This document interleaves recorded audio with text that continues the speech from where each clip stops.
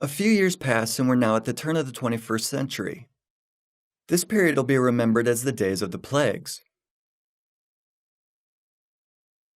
One such plague was Code Red, a worm that exploited a vulnerability in Microsoft web servers to deface affected websites.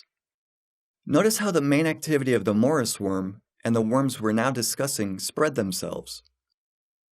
This was their basic payload. They were released to breed and infect more and more machines. Damaging actions, if there were any, Code Red launched them about every 3 weeks, resulted in the defacement of some web pages. This was simply to manifest their presence. This is a crucial moment. This was the goal of the creators of these worms. Other than Code Red, this type of worm includes Nimda. Nimda is relevant to our analysis because it's a virus that distributed itself through a number of propagation techniques, by exploiting software errors, but also by social engineering, which we'll discuss later. What were the effects of the Nimda outbreak? 2 million infected computers in just 3 days. While it would seem like an imposing feat, it was quickly surpassed by Klez, another mass mailing virus which was released on the internet and went around the world in 2.5 hours. The record held by Klez was beaten by the SQL Slammer. The Slammer attacked vulnerabilities in a service of Microsoft SQL Server, a popular database system. The worm was so effective partially because it targeted computers through UDP. It took it about 10 minutes to infect 90% of vulnerable servers. In this time, the number of infected hosts doubled every 8.5 seconds. Even though UDP is a lightweight protocol with very small header and offers only minimal transport service, the outbreak has in fact resulted in internet outage. Banks had to shut down cash machine networks and airlines had to cancel flights. Global communication was impeded or even blocked due to one virus that spread as fast as possible in the infrastructure of the day. If the infrastructure had been faster, the results would have been even more staggering.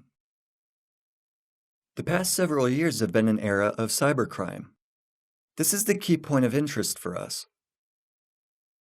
2005 is a sort of threshold here, or it's usually considered as such because it's the year in which the Zotob virus spread. Zotob is lesser known than the worms we've discussed before, as it was not widely reported in the press and mass media. We know now that it was the first virus which was commissioned. In other words, it was written for money. Commissioning an order is not usually an exercise in charity. If you pay money for something, you expect your investment to pay off. The virus was commissioned to steal data from a specific company by installing a Trojan horse. Where did we start? We started with a joke, or with an outlet for Robert Morris's creativity, and we ended up with Zotob, a virus that no one even pretended to masquerade as a harmless program that measures the internet or anything of the sort. This was a worm created to make money. This marks a very significant shift for us. What are the consequences of this change? The first is that media is more reluctant to report on computer system security. Several years ago, before 2005, we the public were regularly fed with information on new global-scale virus outbreaks. Recently, there's a lot less stories or news on computer security in the media. Does it mean that we're generally more secure now? Or that people stopped writing viruses? Or perhaps systems nowadays have been safeguarded so that viruses can't spread? No, unfortunately not. Quite the opposite. Viruses nowadays aren't created for publicity. Coders who create viruses don't seek fame, they try to earn their bread. Writing viruses is now a job. This means that in recent years, from 2005 onward, is the time when big money entered the world of computer systems and changed it forever. This is by no means a revolutionary new era.